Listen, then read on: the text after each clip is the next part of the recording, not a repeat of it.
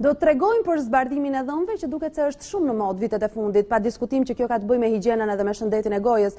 Për këtë arsye me mua në studio është mjeku stomatolog Rasim Vrioni, kënaqësi të kem edhe të flasim edhe për këtë, jo problematik, por duket se është edhe kënaqësi në fakt për personin që realizon, pavarësisht se hera herës mund të quhet edhe si një detyrim që nuk duhet shmangur. Do të flasim për zbardhjen e dhëmbëve, kështu që le ta nisim të tregojmë paraprakisht se çfarë është në të vërtetë. Zbardimi hyn tek ato procedura që quhen procedurat me shprehjen më popullore procedura qejfi. Pra është një punim estetik. Në përgjithësi njerëzit e bëjnë që të duken sa më mirë dhe për më tepër ka dhe efektin që personi i cili bën zbardimin e dhëmbëve e tregon disa vjet më të ri. Po. Pra hyn tek procedurat estetike. Por kemë mënyra nga më të ndryshme, në fakt në dita ditës lexojmë edhe për teknika të reja, për mënyra përdorimi apo aplikimi, qoftë në ambientet tuaja ku sigurisht mbikëqyren nga specialistët, por edhe në kushtet e shtëpisë. Le t'i tregojmë këto alternativa dhe t'i japim avantazhet edhe ndoshta disavantazhet e tyre. Pra në thelb, nëse do të flasim për mënyrën se si bëhet zbardimi i dhëmbëve, po. Teknikat janë të ndryshme. Materiali që përdoret ose lënda bazë e cila përdoret është gjithmonë e njëjtë. Është ujë i oksigjenuar, vetëm se shtohen elemente të tjerë të cilët ndikojnë për shpejtojnë atë efektin zbardhues të dhëmbit. Dhëmbi duke qenë një strukturë e gjallë, ka me mira, bëhet fjalë 35.000 deri në 70.000 mikrokanale, të cilat lidhin pjesën e jashtme të dhëmbit me strukturën e brendshme. Dhe mënyra si funksionon zbardimi është thjesht duke bërë oksigjenimin, pra duke qenë uji oksigjenuar, formula është H2O2. Hyn në strukturën e dhëmbit dhe ndahet në dy pjesë, ndahet në ujë dhe në oksigjen. Oksigjeni duke depërtuar te këto kanalet e vogla, po themi 35.000 për milimetër katror, bën pastrimin e tyre, largon ato mbetjet e ushqimeve, largon mbetjet e ngjyrosësve që kanë ushqime të tilla si kafja, çajzi, ato që mund të riduani, kola, pra gjitha gjërat të cilat kanë në përbërjen e tyre ngjyrosës, bllokojnë këto mikrokanalet dhe oksigjeni bën largimin e këtyre mbeturinave ose këtyre ngjyrosësve nga mikrokanalet. Në këtë mënyrë ngjyra e dhëmbit ndryshon. E qartë, kjo është mënyra tradicionale, le ta quajmë kështu, dhe e vetme mënyra si funksionon, edhe paksa teknike, sigurisht ju jeni më të detajuar edhe sigurisht që keni informacionin, le të themi, të detajuar për sa i përket realizimit të saj. Gjithsesi, ajo që na takon ne dhe që duam të dimë mënyrën se si realizohet. Si mund ta realizojë një person? Qoftë në kushtet e shtëpisë, por qoftë tek klinikat dentare. Sepse baza është kjo, por edhe realizimi është në mënyra të ndryshme. Mënyra për të realizuar në një klinikë dentare, nëse nuk duam të harxojmë kohë, nëse duam të jemi më të sigurt dhe duam të kemi rezultatin më të shpejtë dhe më viziv, mjafton që të paraqitemi pranë një klinike dentare dhe mund të bëhet në dy mënyra. Thjesht aplikohet ai zbardhuesi mbi sipërfaqen e dhëmbit, pasi merren masat mbrojtëse dhe më pas bëhet aktivizimi i këtij, ose me rrezet lazer, pra me anë të lazerit, ose me anë të dritave blu, të cilat janë specifike dhe përdoren për këtë qëllim, ose janë lloje të tjera të zbardhuesve, të cilët vetëm duke hyrë në veprim dy komponent aktivizohen kimikisht. Mjafton 30 sekonda. Gjenden edhe në Shqipëri tashmë. Ndoshta janë gjitha klinikat, por gjenden në klinikat të cilat janë serioze dhe prestigjioze gjenden këto lloj pajisjesh dhe duhet një seancë 30 minutëshe për të bërë një ndryshim të dukshëm i cili mund të jetë 2 deri në 3 tone më të hapur se ngjyra natyrale e dhëmbit. Në përgjithësi një seancë është e pamjaftueshme, mund duhet 1, 2, ndoshta edhe 3 seanca për të arritur atë ngjyrën vërtet të bardhë të dhëmbit. Në varësi të ngjyrës që ka dhëmbi dhe të ngjyrës që dëshiron pacienti. Ka pacient që intensiteti apo koha që duhet të kalojmë në klinikë, apo seanca është 30 minuta për të caktuar. Një seancë në përgjithësi është 30 minuta. Mund të jetë më pak, mund të jetë më tepër, por plus minus tek 30 minuta. Mënyra tjetër e cila është më e ngadalë. Flasim për këtë mënyrë. A ka ndoshta ndonjë efekt ansor? Kujdesi duhet të bëj personi nëse ka vendosur, ka marrë këtë iniciativë për të bërë zbardimin e dhëmbëve në këtë mënyrë? I vetmi efekt ansor është një ndjeshmëri momentale, duke qenë që hapen këto mikrokanalet në brendësinë e dhëmbit dhe pastrohen, dhëmbi bëhet më i ndjeshëm për një periudhë kohë e cila mund të nisi që gjatë asaj seancës së zbardimit dhe mund vazhdojë ndoshta edhe për disa ditë. Për mishrat e dhëmbëve? Tek mishrat e dhëmbëve thanë vihet një barierë mbrojtëse në mënyrë që mos dëmtohen, pasi kjo lloj lënde ujë oksigjenuar që përdoret, pra po e thjeshtoj, është deri diku kaustike, pra krijon një farë djegje, një farë zbardimi te mishrat, por nëse vjet bariera mbrojtëse, kjo është nivel minimal dhe në përgjithësi për 10 ose 15 minuta kalon komplet ai sikleti që jep tek mishrat. Duhet pasur kujdes që personi i cili do të bëjë zbardimin mos të ketë mbushje të mëdha të dhëmbët, pasi zbardimi ndikon vetëm te dhëmbi dhe jo tek mbushja dhe krijon një disnivel ndërmjet mbushjes dhe dhëmbit. Duhet që të mos kem probleme dhe sëmundje të mishrave, pasi nëse përdorim këtë lloj lënde do të kemi një acarim shumë të madh të mishrave, pra duhet të ketë mishra të shëndetshëm dhe nuk duhet jenë nëna të cilat ushqejnë fëmijën me qumësht gjiri, pasi krijon pra probleme duke kaluar ndoshta në në sistemin të retës dhe në Në gjak. këtë mënyrë ju keni treguar edhe kategoritë që ndoshta janë të përjashtuara. Të përjashtuara për momentin derisa të rregullohet gjendja e gojës ose të kalojë faza e ushqimit. Kjo është njëra mënyrë. Sigurisht që ka edhe mënyra të tjera. Mënyra tjetër e cila është më e thjeshtë, ndoshta më pak e kushtueshme, por merr më tepër kohë, është paraqitesh pranë një klinike dentare, merret masa e gojës dhe përgatiten këllëf shumë të hollë silikoni, të cilët i përshtaten formës së dhëmbëve. Më pas pacientit jepet një set me të njëjtën lëndë të cilën ne e përdorim dhe në klinik, vetëm se përqindja e lëndës aktive e cila bën zbardimin është shumë herë më e ulët. Kjo lëndë mund të përdoret në shtëpi, në varësi të përqindjes së lëndës që bën zbardimin, mund të variojë nga gjysmore, 2 orë, ka dhe lëndë të cilat mbahen për gjithë natën. Pra ata këllëftë e silikonit mbushen në këtë, vendosen në gojë dhe mund mbahen deri në gjysmore 2 orë ose 8 deri në 10 orë. Rezultati është i njëjtë, ajo varion në varësi të ngjyrës së dhëmbëve ose ngjyrës që dëshiron pacienti. Kjo është deri diku më pak traumatike, duke qenë lënda në përqindje, lënda aktive që bën zbardimin me përqindje më të ulët, edhe ajo ndjeshmëria është më graduale dhe më e paktë. Po më afatgjatë është? Jo, nuk është se është më afatgjatë. Nëse do të pyesim, se është një pyetje që e bëjnë shumë shpesh pacientët, unë bëra zbardimin, do më rinë dhëmbët gjithmonë kështu? Jo. Nëse ti bën zbardimin sot dhe nuk bën asnjë lloj procedure tjetër, pra nuk përdor pasta të cilat kanë efekt zbardhues ose nuk paraqitesh tek dentisti për të bërë ato seancat e rifreskimit një herë në 6 muaj, ngjyra do të fillojë gradualisht të kthehet në ngjyrën që ke pasur. Nuk bëhet me errët, por në ngjyrën që ke pasur.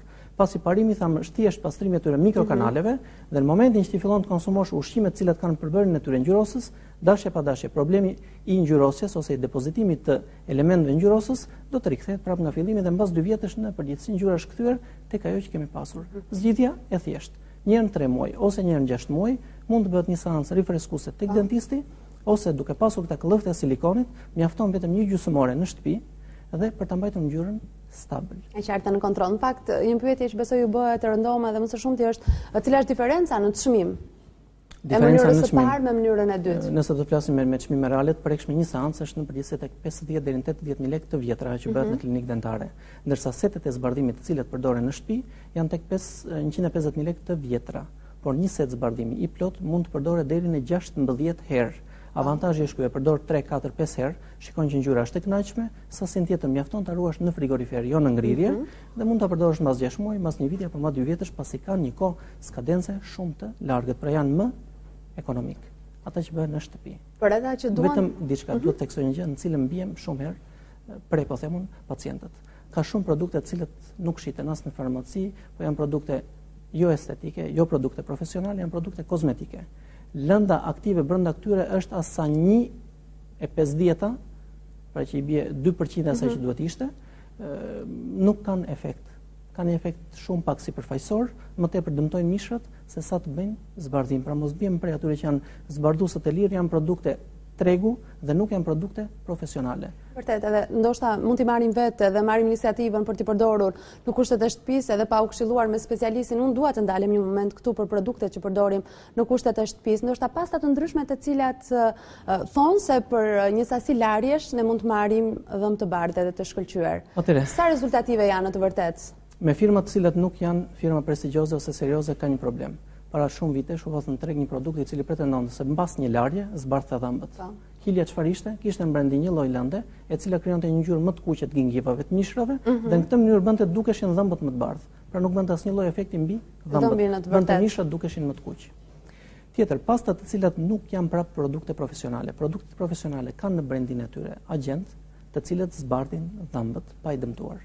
Ndërsa pastat e lira ose pastat të cilat përdoren tek personat ose këshillohen tek personat duanpirës kanë këtë efekt negativ, nuk veprojnë duke ndërhyrë në strukturën e dhëmbit që të bëjnë oksigjenimin ose që të bëjnë zbardimin e dhëmbit, por thjesht duke pasur veti abrazive, pra gryerse, më të larta se pastat normale, bëjnë gryerje sipërfaqes dhëmbit, dëmtojnë zmaltin në nivel mikroskopik, e bëjnë më të prirur për të prishur, më të ndjeshëm, për të mos thënë që mund të shkaktojnë edhe goxha trauma duke larguar pjesë të mira të zmaltit. Ky është problemi i pastave, të cilat janë tash jo të firmave serioze, jo të kontrolluara dhe pretendojnë efekte të mëdha zbardimi. Dhe në këtë rast do të na duhet që të kemi seanca të vazhdueshme me mjekun stomatolog për këtë arsye për të rikthyer ndoshta zmaltin, nëse mund ta rikthejmë atë. Efekt zmalti nuk kthehet më. Ky është gjithë problemi. Zmalti është një strukturë e fortë sa diamanti, por është një strukturë që po të fillojë të dëmtohet nuk kthehet më. E vetmja zgjidhje është do shpenzosh, do harxhosh dhe do i bësh dhëmbët me mbushje, pasi ka raste që pacientët vinë kanë bërë të lloj larje të pa kontrolluar, dëmtohet zmalti, detyrohen më pas të vinë sepse kanë ose shumë ndjeshmëri ose probleme estetike pasi fillojnë hahen dhëmbët tek qafat e tyre. Nuk duhet harruar që një pastë normale 60% të përbërësve i ka lanë detergjente që janë ngjashme ato që përdoren për pastrimin e fajancave, pra gryen sipërfaqen. Ato që pretendojnë që janë shumë më tepër zbardhuese, merret me mend se çfarë ka në brendinë e Pra nuk do të ishte një zgjidhje, nuk do të ishte diçka që ju vetë do ta sugjeroni zbardhimin nëpërmjët pastave të cilat ne mund t'i gjejmë veçanërisht pastat e këshilluara apo në markete të ndryshme. Pastat e tregut, veçanërisht pastat të cilat janë që e shnojnë me të madhesi për whitening effect në anglisht, pra efekt zbardhues. Dhe për më tepër që janë të këshilluara për duanpirësit janë pasta të cilat dëmtojnë sipërfaqen e dhëmbit pasi i gryejnë ato. Gjithsesi ekziston një teori në fakt që në çfarëdo lloj mënyre që ne të zbardojmë dhëmbët, do dëmtojmë zmaltin. Sapo e sqaruam, nëse zbardhimi edhe me mënyrën që i drejtohemi specialistit, gjithsesi kemi një dëmtim të lehtë të zmaltit. Pra dëmtimi i zmaltit nuk. Do shta këto janë legjenda urbane ose ju na qetësoni me? Them se janë legjenda urbane sepse dëmtimi i zmaltit është në nivel 0, nuk kemi gryerje. Zbardhuesit kimik të cilët përdoren në klinika nuk kanë efekt në sipërfaqen e dhëmbit. Tash efekti është i brendshëm. Prandaj dhe kemi ndjeshmërinë. Flasim për një lëndë e cila ka me 10 vjet që përdoret, është ujë i oksigjenuar. Njëherë në kohë gratë e përdorin për zverdhjen e flokëve. Nuk ka efekt gryerës, por ka vetëm efekt oksigjenues. Ky është dhe shkaku që kemi ndjeshmëri. Është tjetër gjë, nëse do të flasim për pacient, po, është diçka por duhet vënë në paranteza. Nëse flasim për dhëmbët të cilëve është hequr nervi, ka mësuar një ndrim ngjyre shumë të ndjeshëm. Për këtë përdoret zbardhues me përqindje shumë më të lartë, disa herë më të lartë se standardi. Ky lloj zbardhuesi vendoset brenda strukturës së dhëmbit, lihet për disa ditë, ndrohet me radhë dhe krijon efekt zbardhues të dhëmbit. Ky nëse bëhet në mënyrë të pakontrolluar, vendoset sasi më e madhe, ose nuk bëhen ato seanca të rregullta tek dentisti, me raste këta lloj dhëmbësh mbas një periudhe bëhet fjalë që deri në një har kohor 5 vjeçar, në 95% të rasteve këta dhëmbë thyhen, krijojnë fraktura pikërisht tek pjesa e qafës së dhëmbit. Një vetëm rast që rasti i cili duhet trajtuar ose duhet lajmëruar paraprakisht pacienti janë vetëm këto raste. Tek rastet e tjera nuk ka ndjeshmëri ose nuk ka probleme, përveç rasteve kur pacienti ka dëmtuar me anë të furçës, të përdorur keq ose të pastave ose të problemeve të tjera. Edhe për këtë problematikë në fakt ne kemi diskutuar vazhdimisht edhe në studion tonë. Ju referuam gjatë bisedës, le të themi personave mbi të 18-at, po për fëmijët, a mund të bëjnë zbardim të dhëmbëve? E sugjeroni? Po apo jo? Ideja është tek fëmijët shumë të vegjël që kanë akoma dhëmbë të qumshit në gojë nuk këshillohet. Nëse nuk quhet më fëmijë, hyn te mosha e adoleshentit, pra është mbi 12 vjeç, zbardimi mund bëhet është i sigurt dhe nuk ka asnjë problem. Tek moshat më të vogla nuk këshillohet sepse janë akoma dhëmbë të qumshit në gojë, për më tepër duke mos qenë shumë e kontrolluar, mund të ketë dhe gëlltitje të asaj sasisë përdoret, e cila ka efekte negative. Pra poshtë 12 vjeçve jo, 12-13 vjeç kur ka filluar që është më i ndërgjegjshëm, më i kontrollueshëm dhe nuk ka më dhëmbë qumshi në gojë, por ka vetëm dhëmbë të përhershëm, mund të bëhet pas një lloj problemi me përjashtim cekëm personat i tham ato 3 grupet që kanë mbushje masive, kanë prishje sepse do kenë shumë ndjeshmëri, kanë probleme me mishrat dhe gratë të cilat ushqejnë fëmijët me qumëshgjiri. Faleminderit shumë që ishe në studio, faleminderit që na tregove teknikat më të reja dhe më të fundit për zbardimin e dhëmbëve dhe mbi të gjitha teknikat më të shëndetshme. Të uroj ditë të mbar, edhe punë të mbar gjithashtu. Shëndeti nuk vjen tek ju. Ju duhet të shkoni te shëndeti. Klinika dentare Vrioni ofron cilësi, metodat më të fundit mjekësore dhe sjell për herë të parë në Shqipëri metodat hollywoodiane të stomatologjisë estetike. Hipnoza mjekësore dhe teknikën e sedacionit. Shërbimi specializuar për fëmijët, implantologji, kirurgjia orale, ortodontsi, trajtimi sëmundjeve të mishrave të dhëmbëve. Klinika dentare Vrioni.